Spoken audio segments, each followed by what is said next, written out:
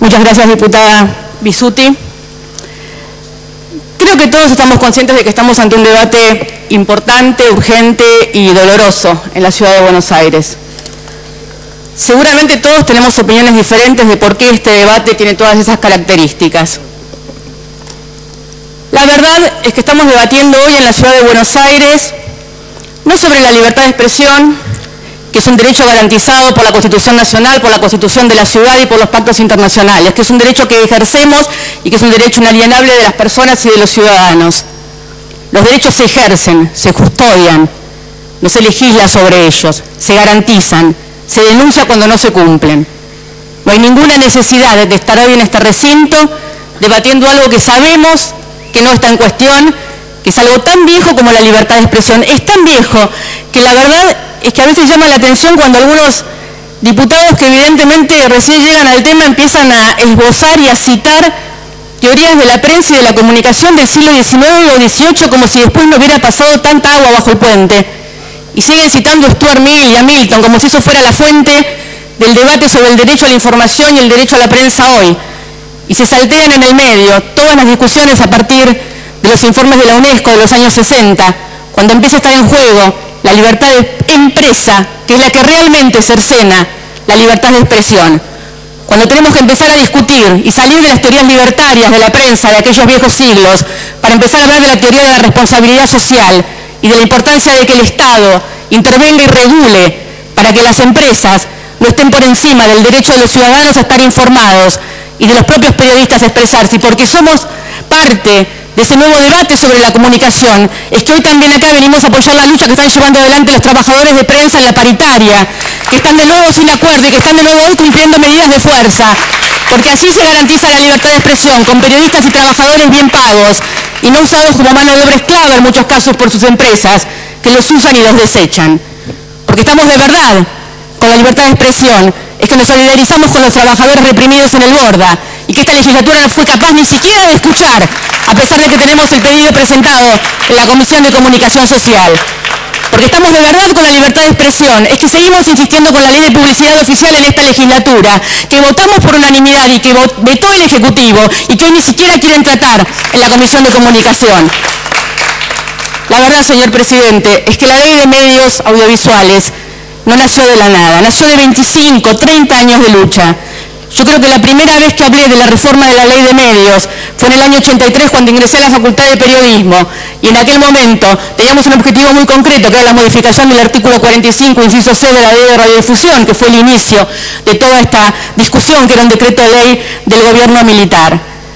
Y durante todos esos años que se terminaron plasmando en los 21 puntos del Acuerdo Democrático de la Coalición por la reforma y de la coalición por la ley de medios, donde todas las organizaciones políticas y sociales vinculadas con el tema y vinculadas con los derechos humanos y vinculadas con la libertad de expresión de todas las fuerzas políticas, creo que incluso de todas las fuerzas políticas que hoy forman parte de esta legislatura, porque estuvo atravesado ese debate transversalmente por todas las fuerzas políticas, por los movimientos sociales, por los sindicatos, por los movimientos de derechos humanos, todas esas fuerzas son las que aprobaron los 21 puntos que dieron origen a lo que después fue la Ley de Servicios Audiovisuales, 21 puntos que incluyen, obviamente, que ese es un debate federal y que dice claramente y específicamente en su punto número 4, que les digo, votaron y firmaron cientos y cientos de organizaciones en todo el país, que las frecuencias radioeléctricas pertenecen a la comunidad, son patrimonio común de la humanidad y están por lo tanto sujetas por su naturaleza y principios a legislaciones nacionales y a tratados internacionales. Todas las luchas surgen de los pueblos y se terminan plasmando en algún momento en una ley. Todos sabemos bien que si hoy estamos frente a las, de alguna manera, la reivindicación histórica de que los genocidas mueran presos en prisión, es por leyes y por impulsos del Estado, pero sobre todo por la lucha de los organismos de derechos humanos durante tantos años. Todos sabemos que si tenemos hoy vigente la asignación universal es por una decisión del gobierno nacional, pero es también por la lucha de todos los que desde el Frente contra la Pobreza y desde el plebiscito de aquel 2001 vinieron llevando adelante esa lucha. Bueno, la ley de medios de servicios audiovisuales es una decisión estratégica de este gobierno, es una decisión política que ha cambiado la historia de los servicios de comunicación en la Argentina, pero es el producto de la lucha de todas las organizaciones que durante años vinieron pidiéndola y vinieron luchando. Y hoy, esta legislatura está tratando de dar por cerrado un debate con una norma local que quiere dar por cerrado un debate que millones y millones de argentinos llevaron adelante. Y dicen que lo hacen en nombre de la libertad de prensa y de la libertad de expresión. Mire, presidente, no hace falta que yo venga a decir acá que es un insulto a la memoria de los 100 periodistas desaparecidos hablar de hoy de cercenamiento a la libertad de expresión hoy en la Argentina. Es un insulto a la memoria de los periodistas exiliados, es un insulto a la memoria de las editoriales cerrados, de los canales intervenidos por las Fuerzas Armadas.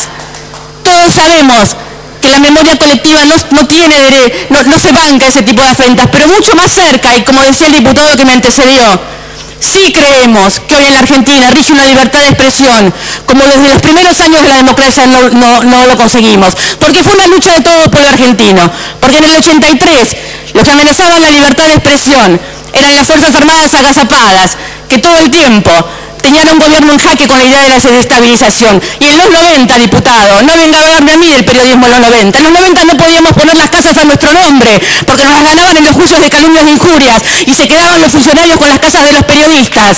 Y el juicio de calumnias e injurias no existe más, porque este gobierno lo derogó por la ley que despenalizó las calumnias e injurias.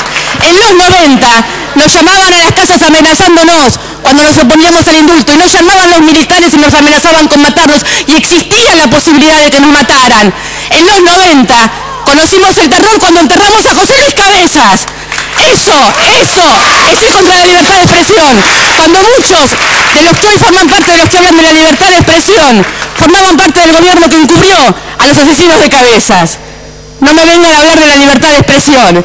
Efectivamente, en la Argentina hoy rige una libertad de expresión como pocas veces se han visto, donde se insulta, se difama, se calumnia. No se tiene en cuenta ni la investidura presidencial, ni los votos, ni la elección de la mayoría de los argentinos. En la Argentina hoy, como dice la Comisión Interamericana de Derechos Humanos en su informe del 2012, que un diputado que me antecedió leyó con absoluta mala fe solo 2 líneas de un párrafo, la relatoría del 2012 de la Comisión Interamericana de Derechos Humanos dice que efectivamente en la Argentina se produjeron durante el último año, durante el 2012, una cantidad de denuncias y de amenazas a medios y a periodistas. Todas estas, salvo 2 casos que menciona la Relatoría de Información de Derechos Humanos, salvo 2, todas se produjeron en diferentes provincias del interior de la Argentina. Los 2 casos que sucedieron de amenazas físicas y de agresiones físicas mencionados en el informe de la Comisión Interamericana de Derechos Humanos, uno es contra los periodistas de 678 que cubrían una marcha y el otro es contra los periodistas de C5N que cubrían otra marcha. Ningún otro caso de amenazas ni de agresiones a los periodistas que menciona la Comisión Interamericana de Derechos Humanos sucedieron en la ciudad de Buenos Aires, pero no solo eso, sino que además el informe de la Comisión Interamericana se refiere claramente al tema de papel prensa. Y cuando habla de la cuestión de papel prensa, espérenme un segundo que encuentre, acá, sí. Cuando habla de la cuestión de papel prensa, dice que conociendo que se había sancionado la ley en el Congreso Nacional que declara de utilidad pública el papel para prensa, dice, en este sentido resulta importante aplicar a la producción de papel para periódicos las normas antimonopolio existentes, de forma tal que se fomente así su libre producción. Este régimen corresponde definirlo al Poder Legislativo, atendiendo especialmente a la obligación de impedir la existencia de controles oficiales o particulares abusivos. No leamos las normas por la mitad.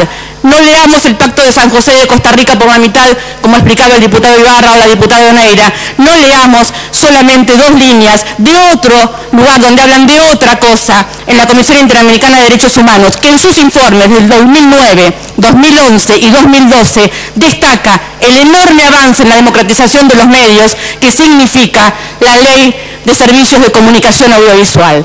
La verdad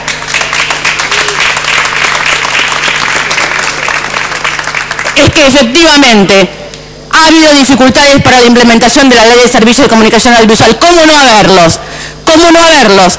Si el grupo monopólico, oligopólico, más importante de la Argentina, el mismo que ha venido hoy a decirles a los diputados y diputadas en este recinto qué es lo que tienen que votar, si ese grupo ha estado embarrando la cancha hace 3 años, poniendo una y otra vez recursos, volviendo una y otra vez cautelares, y no son capaces de esperar ahora el fallo de la Corte, o quizás temiendo que el fallo de la Corte diga lo que todos esperamos que diga, que es una ley absolutamente constitucional y que está plenamente vigente.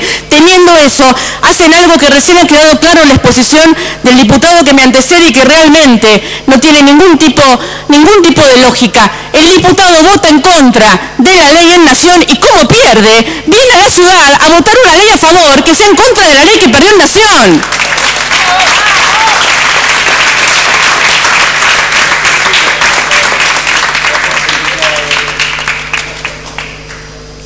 Mire, señor presidente, la verdad es que podría dar todas las explicaciones técnicas de por qué esta ley no tiene ningún sentido. Le han dado con minuciosidad a la diputada Libertino, al diputado Ibarra, a la diputada Neira. No hay mucho más que agregar sobre por qué esta ley no tiene ni pies ni cabezas. Uno intenta entender por qué están votando esta ley, qué es lo que están tratando de hacer. ¿Quieren que votemos una declaración de principios diciendo que todos nos comprometemos a hacer cumplir en la ciudad de Buenos Aires todo lo que tenga que ver con la libertad de expresión? Hagámoslo hoy, mañana, pasado. Es más, tenemos una cantidad de temas para discutir en la Comisión de Comunicación Social que hasta ahora no nos han dejado discutir. ¿Por qué están embarrando la cancha así? ¿Por qué están votando así? Yo le voy a decir lo que pienso, presidente. Yo creo que la derecha de este país ha gobernado muchos años a través de los golpes militares. Muchas otras veces la derecha ha gobernado a través de los cambios y de las traiciones en los mismos movimientos populares, poniendo ministros de Economía, haciendo que salgan leyes que van en contra de los intereses de quienes habían votado a esos gobiernos. La verdad es que yo creo que hoy claramente los intereses concentrados y los intereses económicos, llámenlo derecha desde la ideología, yo lo sigo llamando así porque soy una antigua, llámenlo como quieran, los intereses concentrados y los intereses económicos concentrados de la Argentina saben que no pueden recurrir a los golpes militares, saben que no tienen un candidato para presentar en las próximas elecciones y entonces recurren a los medios de comunicación para generar un desprestigio sobre lo que todos votamos. Y ahora están preparando el terreno para cuando pierdan en las próximas elecciones, tratar de hacernos creer que el voto no vale. ¿Sabe qué, presidente? El voto vale. El voto de la gente vale, digan lo que digan los medios de comunicación. Digan lo que digan los que quieren hacer de mano de obra barata de esos medios de comunicación. Por supuesto que no de todos. Por supuesto que los trabajadores de prensa dan su pelea todos los días. Por supuesto que hay muchísimas cosas que mejorar en los medios que tienen que ver con el Estado y los medios públicos, y ni hablar de los medios públicos de la Ciudad de Buenos Aires, que es la que nos compete. Por supuesto que todos queremos una sociedad donde la calidad de lo que vemos por televisión, la calidad de la información, sea realmente mucho mejor, porque siempre se puede superar en lo privado o en lo público mucho mejor de lo que hay. Pero la verdad, señor presidente, es que lo que están intentando hacer, y de esto no hay dudas, con este doble discurso, con este doble estándar, con esta idea generada de que si se investiga al gobierno es la justicia de la democracia, si se investiga a alguien de la oposición es porque son operaciones, si se denuncia algo del gobierno es libertad de prensa, si se denuncia algo de la oposición es una operación. Lo dijo bien el presidente Lula, a quien todos levantan aquí en este recinto tantas veces. Cuando nosotros criticamos somos fascistas, si ellos nos denuncian son democráticos. Ese es el doble discurso permanente que se instalan desde algunos medios de comunicación y que lamentablemente en este recinto están reproduciendo como chirolitas algunos diputados. La verdad, señor presidente, es que el presidente de la Comisión de Constitucionales me decía el otro día, no se preocupe, diputada, se gana y se pierde. Mire, la verdad estoy más acostumbrada a perder que a ganar. En política, desde el 83 en adelante, siempre fui de la oposición, salvo los últimos años que tengo el orgullo y el honor de ser parte del oficialismo nacional, pero me toca hacer oposición en la ciudad de Buenos Aires, donde también perdemos bastante seguido. Tampoco es que me preocupa los efectos... Diputada, ya termino. Va cerrando. Tampoco es que me preocupa de verdad los aspectos jurídicos que pueda tener esta ley, porque cualquier constitucionalista sabe, o nos dice y nos ha dicho en toda esta semana, es más, nos ha dicho no se amarguen, si esa ley no sirve para nada. Si al día después de votarla, la que está vigente es la ley nacional, es una ley nacional que, como han explicado, si no fue declarada inconstitucional, el único artículo por el cual se ha pedido la inconstitucionalidad es un artículo que tiene que ver con el patrimonio de una empresa. La constitucionalidad de la ley no está cuestionada, la constitucionalidad del gobierno federal para votar esa ley no está cuestionada, por lo tanto tampoco va a tener ningún tipo de efecto jurídico. Pero la verdad es lo que sí creo que hace este debate urgente y este debate doloroso, es que una vez más lo que estamos discutiendo en la ciudad de Buenos Aires, diputada, miembro informante, es si esta ciudad va a ser la ciudad de Rivadavia o de Dorrego, si esta ciudad va a ser la ciudad de los federales o de los unitarios, si esta ciudad va a ser parte del entramado de la Argentina, que busca consensos para convertirse en una nación donde todos vivamos felices, donde cada uno tenga garantizado el cumplimiento de sus derechos y de sus necesidades, o si esta ciudad va a ser sencillamente la joya de la corona de los grupos económicos que quieren desde acá someter al resto de la Argentina. Gracias, presidente. gracias, diputada.